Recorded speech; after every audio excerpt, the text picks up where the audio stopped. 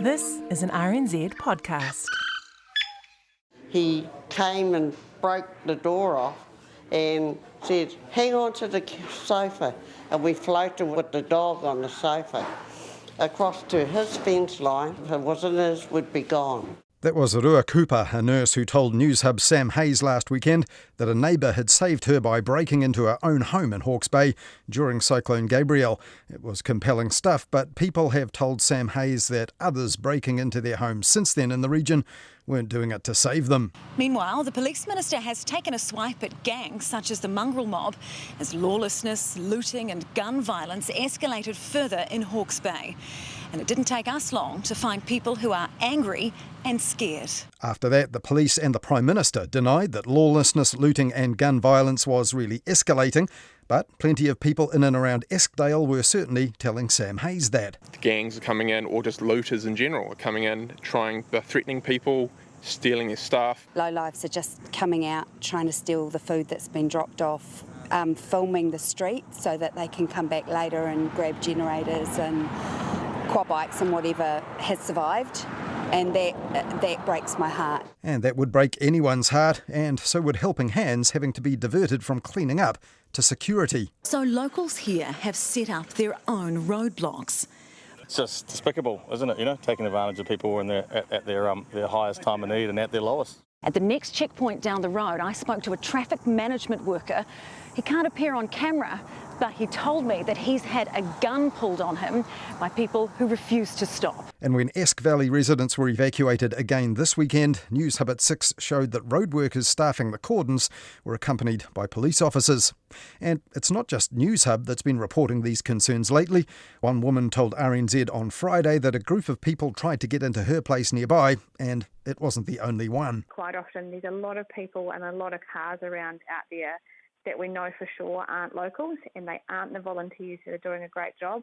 They're people that are out there trying to take advantage of people like us that are already sort of devastated and are just trying to make it worse. Napier's mayor told News Talk ZB this week that the crime concern was real in other places too. It is really widespread. We've got a lot of concerned community members.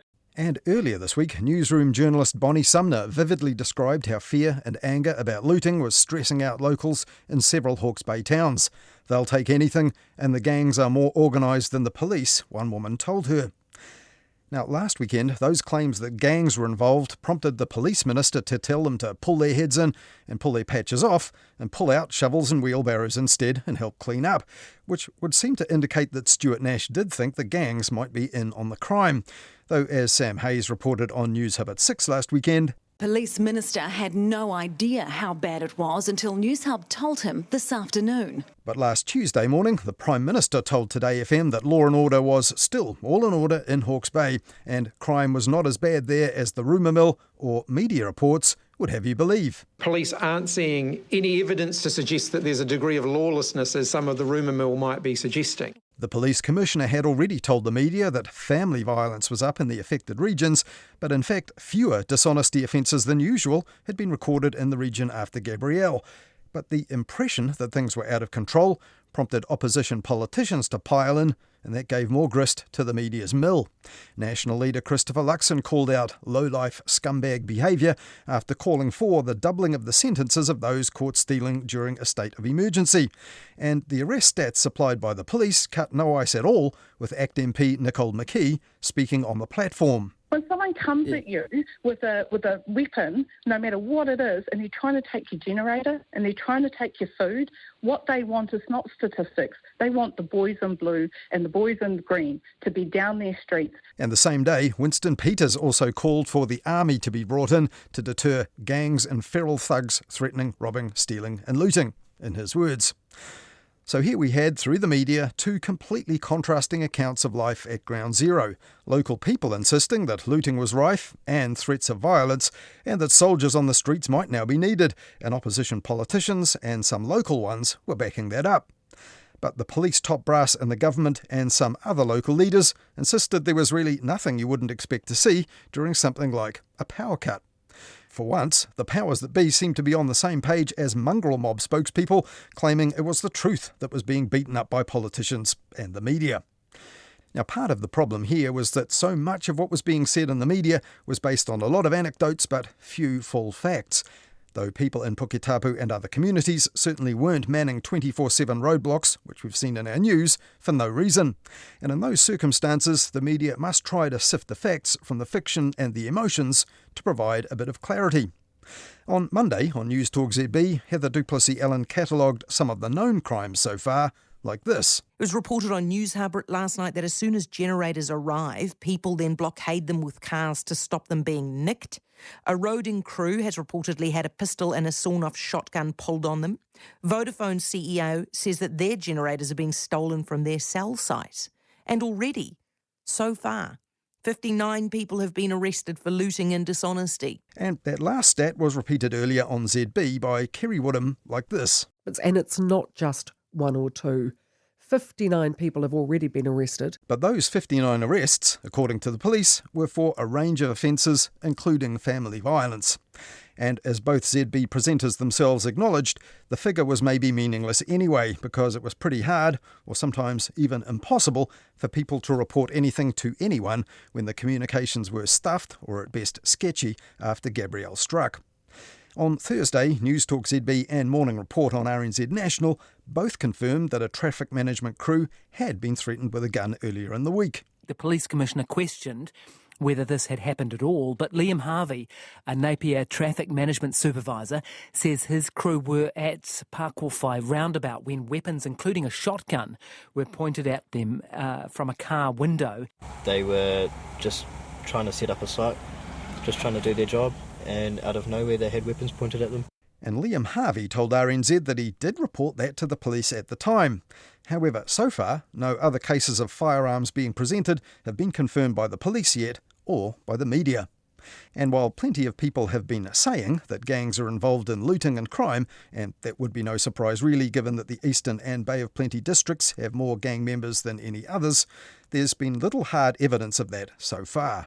Now, in part, that's because the police haven't said a whole lot about it, which was frustrating for ZB's Heather Duplessis-Allen last Tuesday.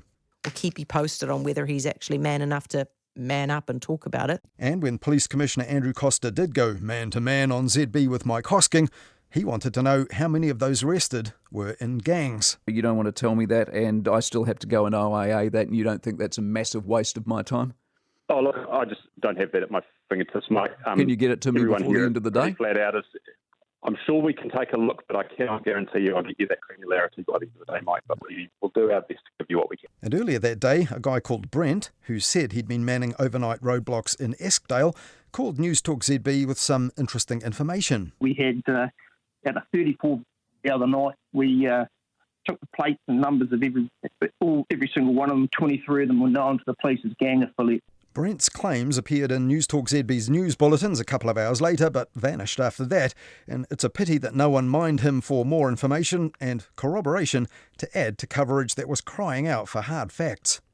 And as the audio of Brent's ZB talkback call is now circulating in online forums, accompanied by unverifiable claims of undeclared deaths, secret morgues, and even that the government had prevented the army from entering Hawke's Bay, it would have been good to get him properly on the record.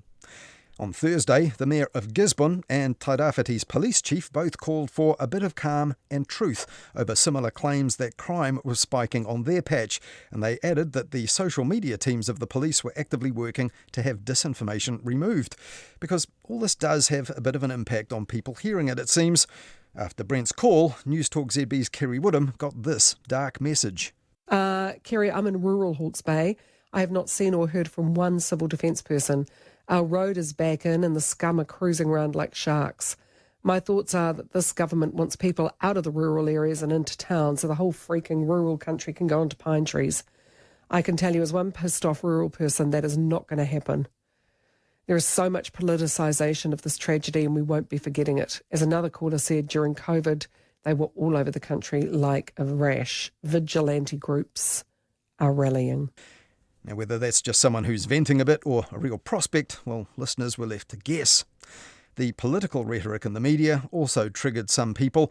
When National's proposed doubling of looters' sentences was raised on News Talk ZB, there were talkback responses like this one.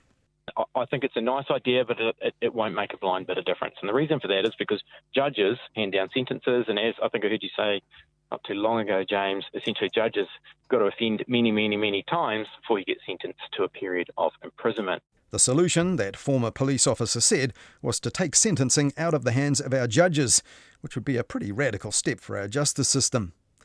Now, thanks to the media, it is now clear to everyone that theft and the threat of it is very real for the people who are more vulnerable right now in cyclone-hit regions, and that they weren't reassured at all by the police and the Prime Minister, who were deliberately playing it down earlier this past week.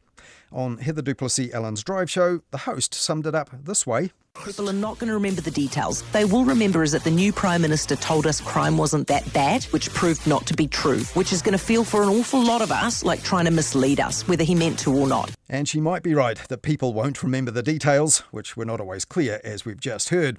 But if they do feel misled about the post-cyclone crime wave, they might feel that the way it was covered in parts of the media was part of the problem too.